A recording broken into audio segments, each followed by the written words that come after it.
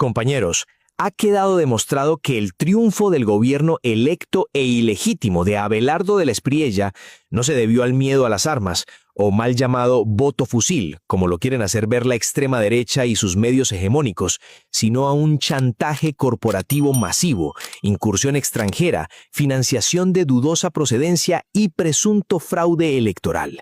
El líder afro Óscar Benavides acaba de destapar esta red de extorsión. Benavides, para los que no lo conocen, es el mismo hombre que le quitó la curul afro y fulminó para siempre la carrera política de Miguel Polo Polo. Familia, hoy destrozamos el núcleo del fraude electoral del establecimiento. Como ya lo habíamos mencionado en otros videos, la narrativa de la derecha está construida sobre cimientos podridos, pero para entender el nivel de manipulación de nuestra democracia, debemos escuchar las denuncias del representante electo Óscar Benavides. Debemos exponer con nombres propios a los empresarios que obligaron a su gente a votar por Abelardo de la Espriella bajo amenazas de despido, y debemos celebrar la muerte política de Miguel Polo Polo, quien fue expulsado del Congreso de la República de manera fulminante y que además fue uno de los mayores lamebotas del tigre de papel, y ¡oh sorpresa!, no lo vemos en ningún ministerio, ni siquiera en algún equipo de la farsa de Abelardo llamado Empalme Anticorrupción. Polo Polo, un joven que viene de familia de escasos recursos de su pueblo Tolú en el departamento de Sucre, hijo de primos hermanos y que se dedicó a ser el perrito faldero de María Fernanda Cabal. Así y ahora bien. Vamos para el Congreso de la República. Vamos al Congreso a pelear con la mamentería a la que no le tenemos miedo. Una verdadera derecha, prepárense. Este es un iPhone XR, me lo regaló Cabal, María Fernanda Cabal, mi amiga. Ella es mi amiga firme. A atacar todo su periodo parlamentario a Gustavo Petro y a pisotear la memoria de las víctimas de los falsos positivos, como las madres de Soacha, hoy no figura en ningún cargo del gobierno del tigre de papel que tanto defendió en campaña. Ese mismo Polo Polo que se cree de la realeza y que más se asemeja a la célebre novela abolicionista La cabaña del tío Tom, escrita por la autora estadounidense Harriet Beecher Stowe, que se utiliza popularmente para describir a una persona negra que se muestra excesivamente sumisa ante el poder de los blancos o que traiciona su propia cultura para encajar en la sociedad, hoy es un manguito más, aunque eso mejor será tema de otro video. Sí al petróleo, sí al gas, sí al carbón, sí al fracking. Continuemos.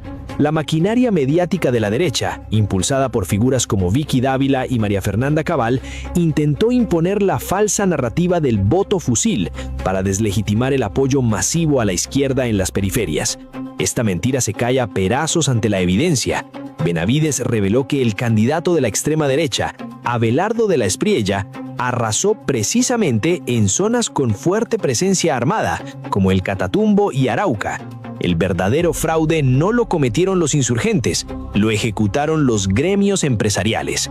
El representante destapó el chantaje patronal, denunciando directamente a empresas en Tumaco, como Astorga, donde los dueños obligaron a sus trabajadores a votar por de la Espriella bajo la explícita amenaza de dejarlos en la calle si se negaban. Este gobierno entrante es ilegítimo porque su precaria victoria se sostuvo sobre la extorsión a la clase obrera y el asqueroso intervencionismo de la ultraderecha internacional encabezada por Donald Trump. Pero el pueblo también propinó golpes letales al sistema. El caso más emblemático fue la recuperación de la curul afrocolombiana, secuestrada por años al servicio del establecimiento. Con más de 150,000 votos, el país entero se unió para ejecutar la muerte política de Miguel Polo Polo, expulsándolo del Congreso de la República de manera fulminante. Benavides expuso la asquerosa agenda de este títere, recordando que Polo Polo vulneró los derechos de las madres de Soacha e incluso votó en contra de la reforma pensional, negándole un subsidio vital a más de 3 millones de ancianos, entre ellos 500,000 afros que viven en la miseria. Polo Polo representaba a un individuo de mente colonizada que prefería buscar viralidad y conflicto en lugar de legislar por su gente. Tras esta aplastante humillación electoral, el excongresista desapareció completamente del mapa político, escondiéndose del país sin dar la cara a las víctimas que humilló. Mire, les confirmamos que hace pocos minutos el juzgado 30 penal civil del municipio de Bogotá acaba de ordenar el arresto en contra del representante a la Cámara Miguel Abraham Polo Polo. Esto por desacatar la orden que le había dado la Corte Constitucional el pasado 4 de septiembre del 2025, que le ordenaba, recordemos, pedir disculpas públicas a las madres de los falsos positivos de Soacha. En este documento que hemos conocido en primicia en RTVC Noticias, además se impone la sanción de 3 días de arresto y una multa equivalente a 8 salarios mínimos que deberá entonces pagar el representante a la Cámara Miguel Abraham Polo Polo. La victoria de líderes como Benavides garantiza que el progresismo no retrocederá. Desde el Congreso, la bancada de los 13 millones de votos se consolidará como un muro de contención infranqueable frente a los planes de austeridad y recorte del gobierno entrante. Su objetivo será blindar el legado del presidente Gustavo Petro, protegiendo hitos históricos como la entrega de tierras a campesinos, el decreto del salario vital y el cierre de brechas de desigualdad.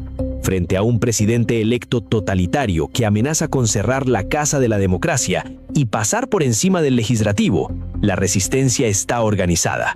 Benavides confirmó el llamado legítimo a la movilización, respaldando la postura de Iván Cepeda. Si el nuevo régimen no respeta la soberanía nacional y pretende imponer el extractivismo violento en ecosistemas protegidos como los páramos, la población asumirá la desobediencia civil pacífica para proteger nuestro territorio. Familia, la caída de Polo Polo nos demuestra que el poder del pueblo unido puede destrozar a los mercenarios de la política, y el chantaje empresarial expuesto nos confirma la vileza del régimen que intenta gobernarnos. Y aquí la pregunta obligada: sabiendo que los empresarios amenazaron con despedir a los trabajadores para obligarlos a votar por De la Espriella, ¿vas a arrodillarte ante este fraude corporativo o te sumarás a la desobediencia civil pacífica para defender los derechos conquistados?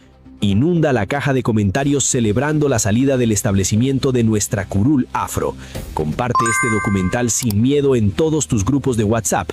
Dale un me gusta inmenso para reventar la censura del algoritmo y suscríbete si es la primera vez en el canal para estar informado con la verdad. Y quédense hasta el final, porque lo que revela Óscar Benavides al final te va a dejar ver la realidad de las poblaciones afros del país. La resistencia avanza con la verdad. Hasta la victoria siempre. Comenzamos. Bienvenidas y bienvenidos a otra entrega de Raya Conversa, hoy con el representante electo Óscar Benavides por la curul afrocolombiana. Óscar, buenos días, bienvenido y gracias por estar en la revista Raya. Gracias, para mí es un honor estar compartiendo con ustedes. Un saludo muy especial a todos los que nos ven y nos escuchan aquí en esta importante revista. Representante, bueno, usted está a poco menos de 3 semanas de posesionarse, de entrar al Congreso, y queríamos conversar cuál es el balance de esta elección presidencial tan reñida, tan apretada, en donde por un estrecho margen de menos del 1%, el candidato Abelardo de la Espriella pues se impuso frente a Iván Cepeda.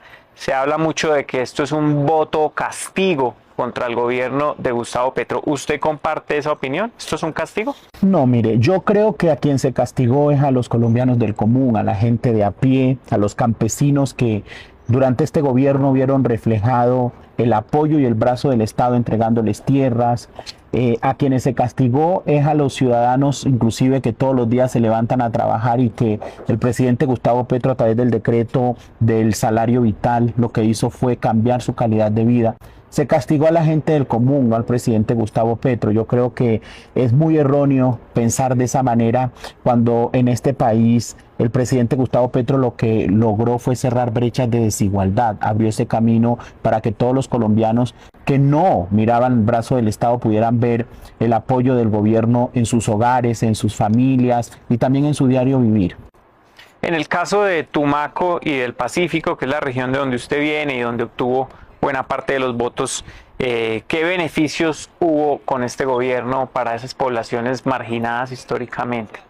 Mire, yo soy testigo desde muy niño. Yo recuerdo que cuando se se empezó a imponer las armas del Estado, cuando el señor Álvaro Uribe Vélez fue presidente de este país, lo que se hizo fue un derramamiento masivo de sangre de personas inocentes, personas que no querían estar en una guerra que no les pertenecía. Por eso yo creo que yo soy un hombre de paz. Y segundo, ¿en qué se ha visto beneficiada nuestra población y por qué respondió así? En 387 años de existencia, le voy a poner un ejemplo, Tumaco no había tenido la oportunidad nunca de consumir agua potable. Nuestra gente se moría o se muere aún por problemas gastrointestinales porque el agua que consume contiene residuos de heces fecales. El presidente Gustavo Petro llegó a ponerse, a Tumaco en la cabeza, al Pacífico en la cabeza, y le permitió a nuestro territorio hoy en día poder tener la posibilidad de gozar del preciado líquido. Se está construyendo el acueducto de Tumaco, pero también la PETAR, que se acaba de contratar hace unos meses atrás, que le va a permitir a nuestra gente poder vivir en dignidad en el territorio. Pero también un sinnúmero de situaciones que se presentaron que lo que hicieron fue labrar ese camino de dignidad de nuestra gente.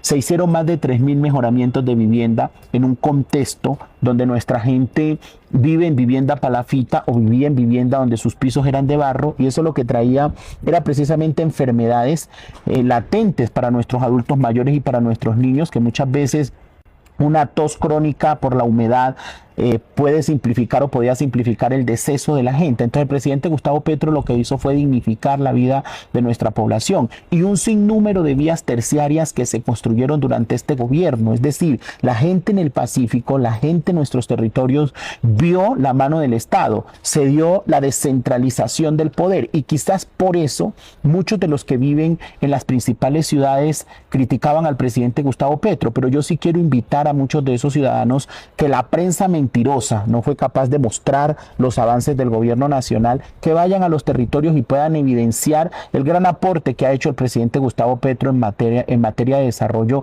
socioeconómico, en materia educativa. Por ejemplo, en este momento nosotros tenemos la posibilidad de tener una sede de la Universidad Nacional en Tumaco que le va a permitir a más de 5.000 jóvenes poder acceder a la educación superior. ¿Quién hizo eso? El presidente Gustavo Petro, que a través del Ministerio de Educación giró más de 32.000 millones de pesos a la Universidad Nacional para la construcción de este nuevo plantel educativo. Entonces yo creo que el presidente Gustavo Petro dignificó la vida de nuestra gente, y por eso el Pacífico, el territorio nacional, respondió a ese llamado.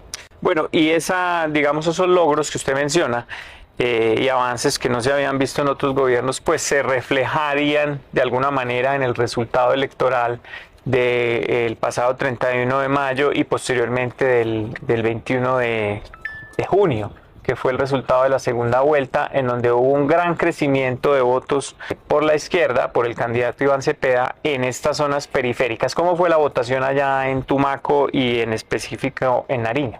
Mire, un poco más del 70% votó por el presidente Gustavo Petro en el departamento de Nariño. El 89 punto algo por ciento en Tumaco respondió a este llamado, y es un tema histórico, y no porque se haya dado el voto fusil en esta oportunidad. No, esa narrativa tan peligrosa que la ultraderecha quiso imponer para deslegitimar, ¿no?, que más de 12 millones de colombianos respaldaron la apuesta de cambio en este país, y ellos lo que quieren es generar ese tipo de narrativas. Inclusive están labrando el camino para desconocer las elecciones territoriales, porque saben que nuestro movimiento político, nuestro proceso político, la Alianza por la Vida, va a poner en los territorios gobernadores, alcaldes, porque la gente ya despertó y la gente quiere proteger sus territorios. Entonces esa narrativa que inició inclusive con la periodista del establecimiento, la señora Vicky Dávila, con María Fernanda Cabal. Pero pues periodista no, ella era candidata hasta bueno, la candidata del establecimiento. Sí. Esa gente lo que hizo fue generar esas narrativas, hasta inclusive nosotros escuchamos como un concejal desde una curul pidió bombardear los territorios que habían votado de manera masiva por Iván Cepeda, donde hubiese ganado Iván Cepeda. Por ejemplo, incluyendo Bogotá, porque en Bogotá ganó Iván Cepeda, pedía bombardeos de manera indiscriminada, y yo creo que eso es una violación a los derechos fundamentales de nuestra gente, ese tipo de narrativas peligrosas que inició la señora Vicky Dávila. Entonces, el famoso voto de fusil no existió en estas elecciones, existió un voto consciente, un voto de respaldo a las acciones de cambio que el presidente Gustavo Petro inició en los territorios y que inclusive nos da la legitimidad a nosotros desde el Congreso de la República a respaldar a nuestra población, a abrazar a Colombia. Como yo siempre lo he dicho, el país no está solo. La mitad del país que votó por esta apuesta de cambio no están solos. Nosotros vamos a estar desde el Congreso de la República, en especial es mi compromiso defender los intereses de todos los colombianos sin importar su color de piel, pero también yo creo que hay que tomar acciones en contra de estas narrativas peligrosas porque puede traer una estigmatización a nuestra población y una vulneración directa a sus derechos fundamentales. Pues yo quiero que nos detengamos en eso que usted dice del voto fusil, porque pues es una narrativa que la están construyendo, digamos, influenciadores como esta muchacha bachiller que ahorita la metieron al empalme con el equipo de Abelardo de la Espriella, pero también Luis Carlos Vélez, que tenía una tribuna hasta hace un año en la FM muy importante, ahora tiene un canal de YouTube, la candidata Vicky Dávila, que tiene fuerza y presencia en redes, y eso lo replicaron y lo repitieron medios como El Colombiano, como la revista Semana, El Tiempo, aunque intentó matizarlo. Cuando uno analiza los datos, la diferencia real de votos que sumó Iván Cepeda en esos territorios más afectados por la guerrilla, según La Silla Vacía, es apenas de 54.000 votos. Es decir, con eso no ganó la elección, ¿no? Y sí hay votos altas, votaciones muy altas por Abelardo de la Espriella en otras zonas de conflicto. Hay presencia inclusive de actores armados. Claro, como el Catatumbo, sí, por ejemplo, y norte de Santander, en donde arrasó Abelardo de la Espriella, o Arauca, donde sacó más del 70% de la votación. Yo estaba leyendo que en Catatumbo solamente ganó Iván Cepeda en el Tarra, Teorama y San Calixto, es decir, 3 municipios. Entonces ahí no hubo voto fusil. Esa sería la pregunta. Y en el caso del Pacífico, entonces las votaciones que superaron el 80 o incluso el 90% por Iván Cepeda se explicarían es por el respaldo de la gente, ¿no? No hubo presión de grupos armados, hubo un voto consciente y como usted mismo lo ha acabado de expresar, La Silla Vacía hizo un análisis. Es más, el señor Abelardo de la Espriella gana en lugares donde hay presencia también de actores armados. Entonces yo creo que ahí se les cae esa narrativa del famoso voto fusil. Lo que sí hubo en Colombia, que somos testigos inclusive, es el voto impuesto por los empresarios. Y de eso no salen a hablar ni El Colombiano, ni la señora Vicky Dávila, ni ninguno de estos nefastos supuestos líderes de la ultraderecha. Esta gente, ¿por qué no habla, por ejemplo, que en Astorga, una de las empresas que tenemos en el territorio, en Tumaco, obligaron a la gente a votar? Y yo tengo testimonios de los ciudadanos que me decían, nos dijeron que teníamos que votar por Abelardo de la Espriella, sí, si no nos echaban del trabajo. Entonces lo que tenemos que revisar en el país es esa moral, esa poca moral que tienen este tipo de liderazgos, que lo que quieren es estigmatizar. Y vuelvo y le repito, lo que ellos querían era ganar la presidencia de Colombia con 15 millones de votos, pero el país de frente les dejó un mensaje también claro. El señor Abelardo de la Espriella gana en Colombia por 74.000 votos. Los votos que le dieron los del extranjero, los del extranjero, en Colombia, estoy hablando de nuestro país, en nuestro territorio. Claro. En el extranjero un poco más de 177.000 votos. Es decir, a nosotros nos impone un presidente el apoyo de Donald Trump y de la ultraderecha internacional, que lo que quiere es secuestrar los países de América Latina. Por ejemplo, vea lo que sucedió en Perú con la señora Keiko Fujimori. También quien le da la victoria es el extranjero. Entonces yo muchas veces creo que tenemos que hacer una reflexión profunda sobre la soberanía de nuestros países, sobre la defensa de nuestra independencia como país, y nosotros no podemos permitir que un tipo que quiere representar a nuestro país, que quiere llevar las riendas del país, sea un arrodillado a Donald Trump, un tipo violador de derechos humanos y que lo único que le interesa es tomarse los países para explotarlos, para generar un extractivismo violento que acabaría inclusive con lo bonito que tenemos, que es Colombia. Entonces, vuelvo y repito, esta narrativa la generaron porque creyeron que el país era tonto y que el país les iba a dar una victoria con muchísimos más votos, pero no. Hay más de 12 millones de colombianos que en este momento estamos declarados en oposición y que no vamos a permitir que el señor Abelardo de la Espriella tome decisiones arbitrarias que vayan en contravía de los derechos que hemos conquistado. Y por eso vamos a estar desde el Congreso de la República haciendo el control político necesario. Es más,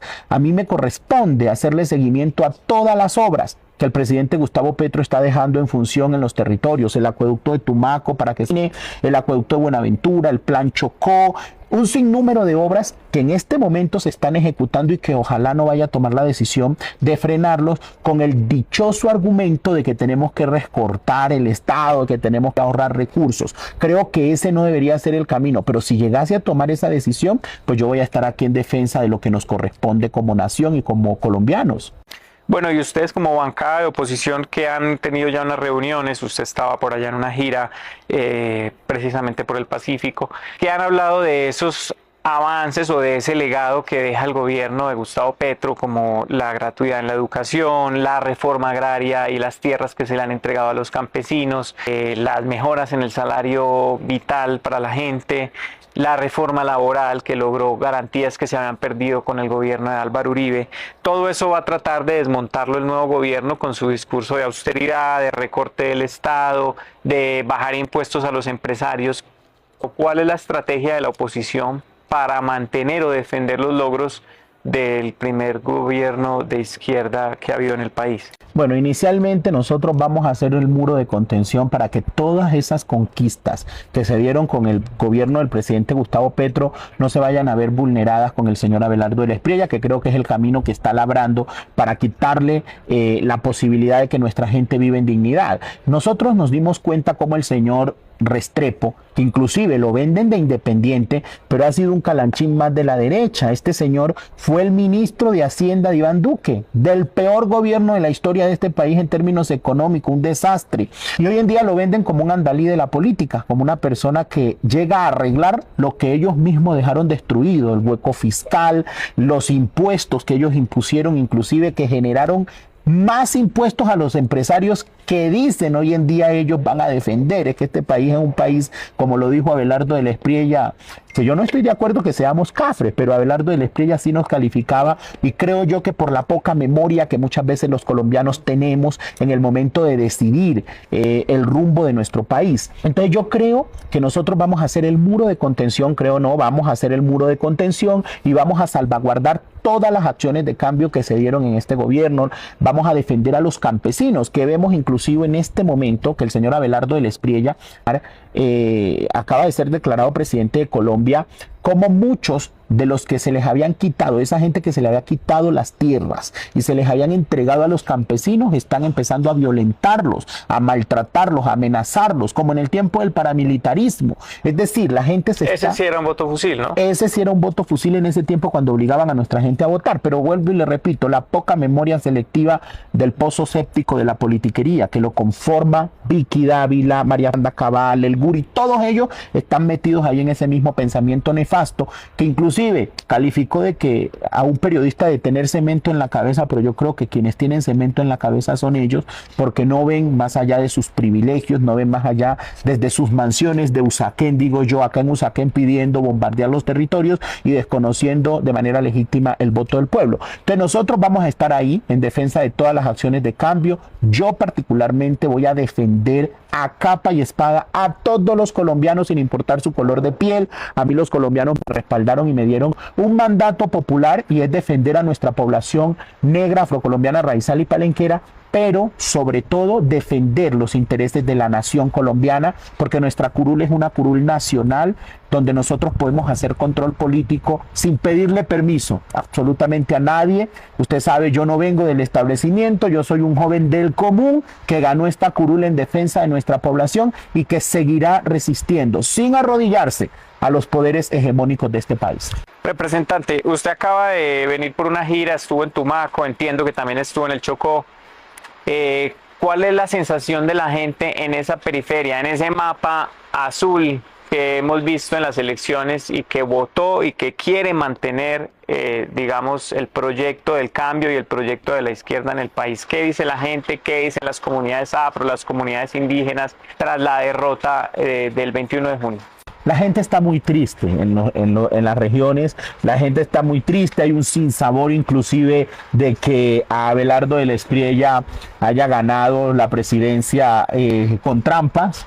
La gente allá hay que estar constantemente con nuestra población abrazándola, pero también hay esperanza de resistir. Nuestra gente está organizada en los territorios para salir a protestar cuando toque de manera pacífica, para salir a reclamar sus derechos, pero yo creo que nosotros como líderes de este movimiento y este proceso de la Alianza por la Vida tenemos una responsabilidad y es llamar a la calma, pero también llamar a la defensa de los derechos de nuestra población. Ya nosotros pudimos evidenciar que el día de ayer el líder de la oposición, Iván Cepeda, llamó a una desobediencia civil siempre y cuando Abelardo del Espriella no renuncie a su ciudadanía estadounidense norteamericana. Entonces yo digo, legítimamente es un llamado que se hace porque no podemos servirle a Dios y al diablo. Él tiene que ser una persona que se defina. Si él dice defender nuestra soberanía, si él dice defender a los colombianos, él no tiene por qué tener otra nacionalidad ni arrodillarse a otro país. Entonces creo que si Abelardo del Espriella no renuncia a su ciudadanía estadounidense, no sería un presidente legítimo. Y sumado a ello, que tiene en contra más de 12 millones de colombianos, la mitad del país. Entonces creo yo que radicalizarse, tomar decisiones que vayan en contravía del consenso, pueden generar un caos en el país en términos de que la población no se va a quedar quieta frente a la violación de sus derechos, frente a la defensa de nuestro medio ambiente. Imagínese usted el panorama en que esta gente empiece a querer a hacer fracking en los páramos, en los territorios, pues la gente no va a dejar, nosotros no vamos a dejar que eso suceda y vamos a salir a defender nuestro territorio, vamos a salir a defender de manera pacífica, porque ese ha sido el llamado. Pero no nos van a creer tontos de arrodillarnos a un tipo totalitario, autoritario, que inclusive corre en riesgo la Constitución Política de Colombia. Con él se corre riesgo, primero, de que la modifique y segundo, de que violente los derechos fundamentales de nuestra gente y de nuestra ciudadanía.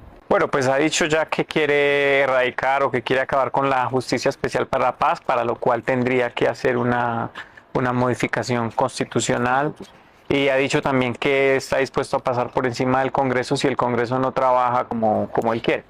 Así es, por eso le digo, vuelvo y le repito, vendieron la narrativa de que Iván Cepeda era un tipo autoritario, que se iba a quedar en el poder, y vemos que el autoritario, totalitario, nefasto en el pensamiento y en su ser, es Abelardo del Espriella, sin haberse posesionado. Entonces imagínense usted un tipo que quiere cerrar la casa de la democracia donde se discuten, porque eso es lo que pretende. O sea, si nosotros no nos arrodillamos y no votamos en favor de sus nefastos programas, de sus nefastas iniciativas, entonces nos va a cerrar el Congreso y no nos va a permitir ejercer el derecho que legítimamente los colombianos nos otorgaron. Yo creo que este tipo es un peligro para Colombia, pero también siento que Abelardo del Espriella, como presidente de la República, no lo va a hacer bien. Y eso nos va a permitir a nosotros consolidar nuestro proyecto político para de una vez por todas cambiar las dinámicas políticas en este país y que el país entienda que la apuesta tiene que ser la dignidad, que la apuesta tiene que ser la igualdad, que la apuesta tiene que ser que los pobres tengan mejores condiciones de vida, no que esta ultraderecha hambrienta de poder, porque van es por todo. Los que nunca dejarán de robar, digo yo, van por todo a meterle plata a los empresarios, a sus clanes políticos y amigos, creyendo que esto es una empresa privada de ellos. La nación, el país, nuestro territorio no es de unos cuantos, es de todos los colombianos, inclusive de las personas que nacimos en medio de la pobreza y que estamos en los territorios y que el país nos trajo hoy en día a defender las causas nobles al Congreso de la República. Y eso es lo que vamos a hacer. El país no va a ser ni subastado al mejor postor, ni tampoco vamos a permitir el totalitarismo ni la imposición de la fuerza legítima del Estado, como ellos lo dicen, ¿no? Porque ellos dicen hay que imponer la paz con la fuerza del Estado, hay que bombardear, pero yo digo, qué manera tan nefasta de ver el país. Yo no voy a defender a la guerrilla porque yo soy víctima del conflicto armado, yo no soy guerrillero, nunca en mi vida he estado en un grupo al margen de la ley, pero sí defiendo a los inocentes, a la gente que muere en medio de los bombardeos, a los niños, a las mujeres, la tranquilidad de nuestra gente. Por eso soy un hombre de paz. Entonces yo creo que él se equivocará y nos va a permitir consolidar un proyecto político a grande escala para tomar las riendas del país y cerrar esas brechas de desigualdad que nos impusieron los gobiernos anacrónicos que antecedieron inclusive a Abelardo del Espriella. Bueno, usted habla de La Paz y quería preguntarle por Nariño y específicamente por Tumaco, que es el epicentro o la sede de uno de los experimentos de paz más grandes del gobierno Petro, que en este momento está en vilo. Y era el proceso de transformación territorial que se estaba haciendo allí con dos grupos armados, que eran los comandos de la frontera y la coordinadora esta bolivariana que está allá en la zona de Oriente y todo el litoral. También están los comuneros del sur, pero en la parte ya más de la cordillera de Nariño. Todos tenían programas sociales, había grandes inversiones que se estaban haciendo. Se habló de una sustitución de cultivos que de pronto no arrancó como quería el gobierno nacional, pero hubo avances. La coordinadora bolivariana alcanzó a entregar unas armas, alcanzó a ubicar una gente que estaba desaparecida y a colaborar con la unidad de búsqueda de personas dadas por desaparecidas. Los comandos de la frontera se ubicaron en Putumayo, entre Nariño y Putumayo, en una zona de ubicación, y también entregaron unas armas. ¿Qué va a pasar con eso? Ya dijo el presidente electo que tienen un mes para someterse o se acaba todo. ¿Usted cree que vuelve la guerra, que vuelven los bombardeos, que vuelven las fumigaciones con glifosato a Nariño?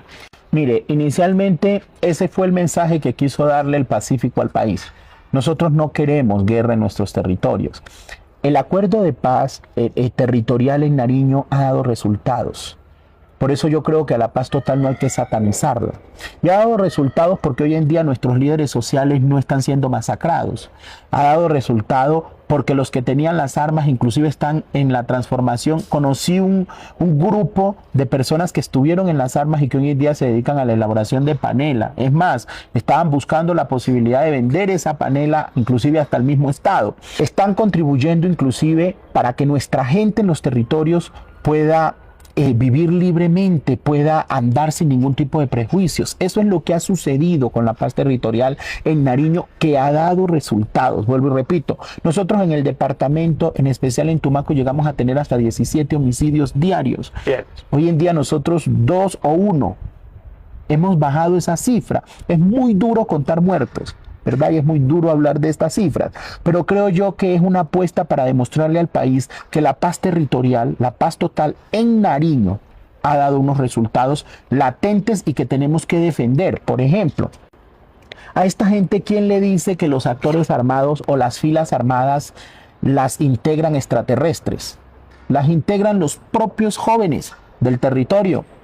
Jóvenes, mujeres, que inclusive no tienen posibilidades de tener con qué comer y ven en eso la posibilidad de llevarle alimentación a sus familias. Entonces yo digo, en vez de hablar y dar ultimátum, hablemos entonces de llevar, por ejemplo, una transformadora una procesadora de cacao a Tumaco, para que entonces se genere empleo y que los jóvenes tengan oportunidades. ¿Por qué no hablamos de llevar, así como el presidente está dejando proyectada la Universidad Nacional, por qué no hablamos de generar un desarrollo socioeconómico con el hermano país del Ecuador, que tenemos una vía que nos conecta, para que nuestra economía pueda dinamizarse entre el Ecuador y Colombia, para generar el desarrollo socioeconómico en nuestro territorio y que los jóvenes ya no vean en las filas armadas la posibilidad de tener recursos?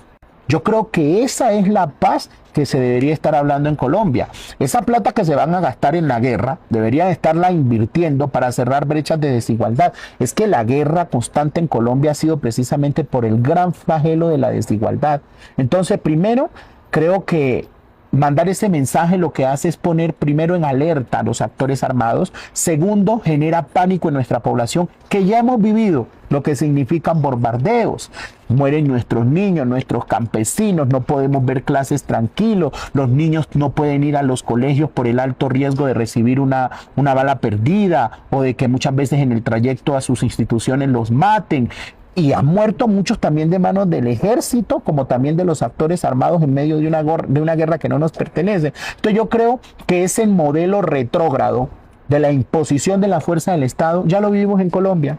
Álvaro Uribe Vélez ya lo hizo y nos dejaron resultados nefastos. Más de 7.000 personas inocentes muertas, los falsos positivos, y un sinnúmero de muertos que el país no los conoce. y que esperamos nosotros desde el Congreso dar ese debate de nuestros muertos en el Pacífico, que inclusive las balas del mismo Estado, las balas de los actores armados en esa confrontación constante mataron indiscriminadamente a niños, mujeres, y que esos no los cuentan las estadísticas porque quizás ven nuestros territorios como estadísticas congeladas. Entonces yo creo que la imposición de la fuerza del Estado es una muy mala narrativa para los territorios donde hay presencia de actores armados, no por defenderlos a ellos, porque vuelvo y le repito, yo soy víctima también del conflicto armado y quizás mi pensamiento debería ser, no, hay que atacarlos y hay que darles porque ellos me sacaron del territorio. No, porque es que yo pienso en la gente, en los inocentes, en las familias que mueren. Segundo, nosotros no podemos permitir que aquí en Colombia se establezca un río de sangre con los hijos ajenos. Mire,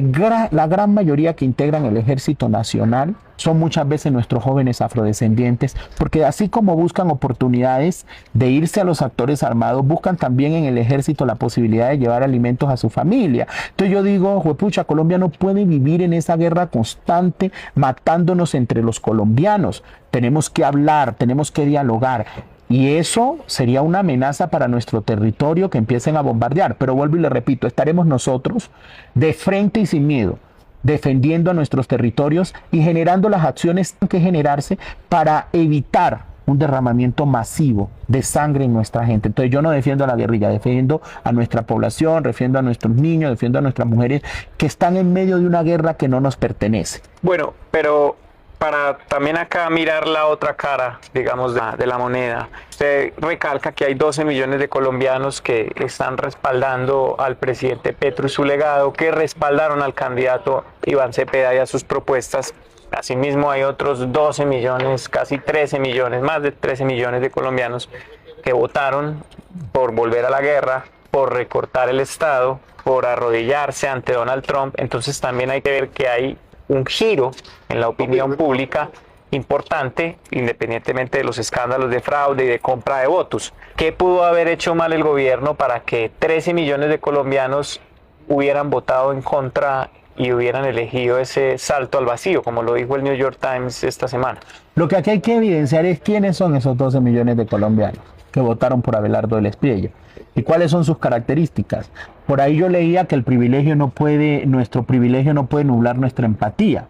La gente que votó por Abelardo del Espriella son personas que quizás lo hicieron desde los privilegios, desde la comodidad de sus hogares, pero no pensaron en las periferias del país, que son los que vieron resarcidos sus derechos con este gobierno del cambio. Entonces yo creo que esos 12 millones de colombianos, primero le dieron legitimidad a un tipo que le hace apología al paramilitarismo y a la violencia. Porque vuelvo y le repito, bombardeos no vamos a ver en Bogotá, bombardeos no vamos a ver en Medellín, no vamos a evidenciar bombardeos en las principales ciudades. Donde vamos a evidenciar los bombardeos es en las periferias del país.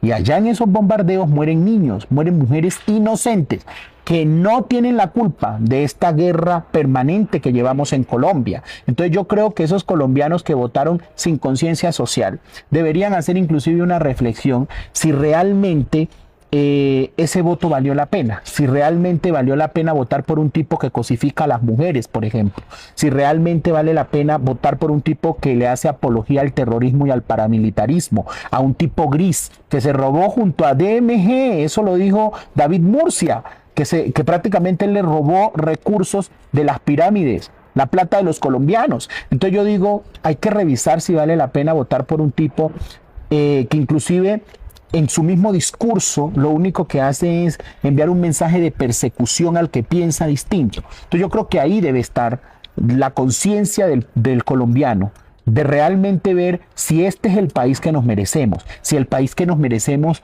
es el que constantemente mueran niños en los bombardeos, constantemente las calles se llenen de protestantes precisamente porque tomen decisiones arbitrarias, si el país que nos merecemos es el de un tipo que amenaza al Congreso de la República, que si no vota, inclusive sus proyectos de ley lo podría cerrar. Entonces yo creo que nos equivocamos como nación, hemos fallado como sociedad cuando nosotros desde nuestros privilegios impusimos a un presidente que lo que va a hacer es violentar a las periferias de Colombia y que es un tipo que realmente primero no sabe nada del Estado y que durante toda su vida se dedicó a defender a violadores de niños que trató como ramera, como trepadoras a mujeres que fueron víctimas de abuso sexual de un pastor que las abusaba y él lo defendió, a un tipo que se dedicó a defender a violadores de niños. Yo soy abogado y mi ética como persona, como padre, nunca me permitirá a mí defender a una persona que violente a un niño.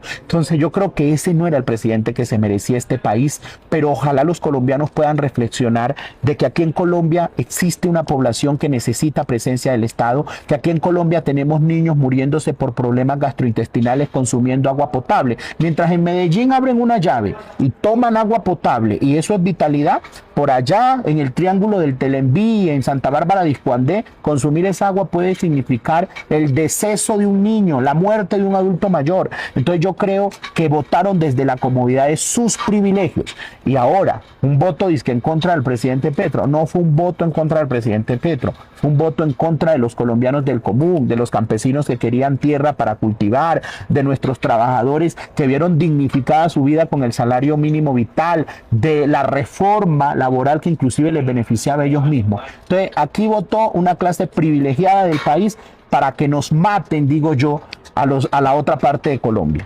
Bueno, se vienen 4 años de oposición acá en este Congreso, representante. ¿Cuál es su agenda? ¿Cuáles son sus proyectos? ¿Ya tiene pensada cuál va a ser la agenda legislativa?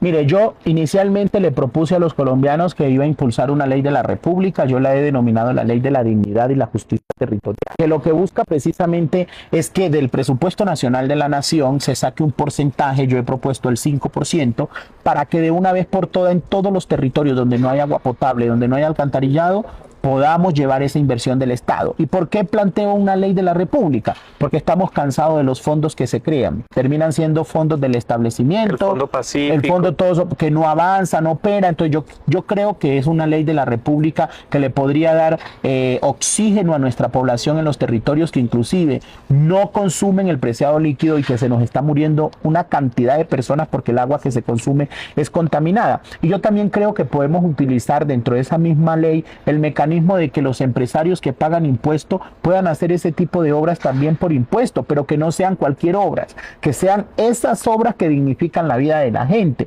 Porque yo muchas veces digo, bueno, hacer un parque sí, un parque ayuda para que uno salga, el tiempo ocio, estar tranquilo, pero creo que dignifica más la vida de la gente invertir en lo que abre ese camino de dignidad, el agua potable, el alcantarillado. Entonces yo quiero impulsar esa ley de la República en el Congreso de la República. Espero que los congresistas no le nieguen la posibilidad a nuestra gente que no tiene en este momento los privilegios que tenemos en las principales ciudades de consumir este preciado líquido.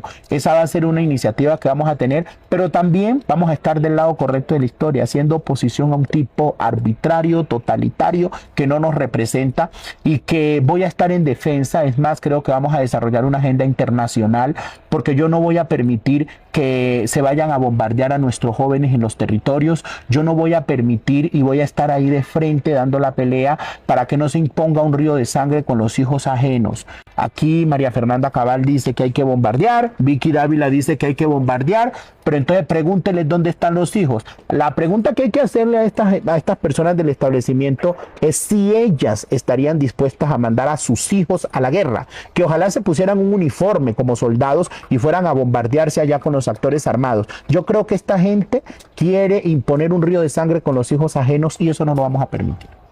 Representante, muchas gracias por estar con nosotros en la revista Raya. A ustedes, muchas gracias a todos los ciudadanos que nos ven y nos escuchan.